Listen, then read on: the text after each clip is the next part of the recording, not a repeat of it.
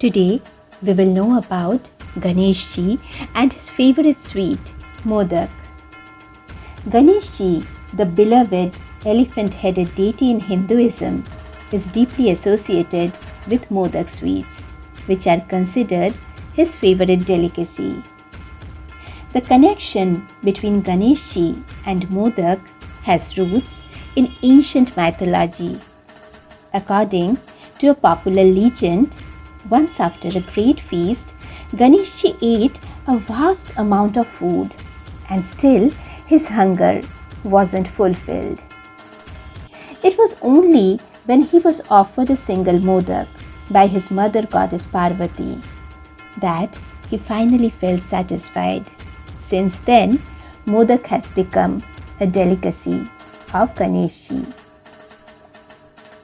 The sweet, with its soft, delicate outer layer with its rich coconut jaggery filling, represents the sweet reward of a disciplined and a devoted spiritual life.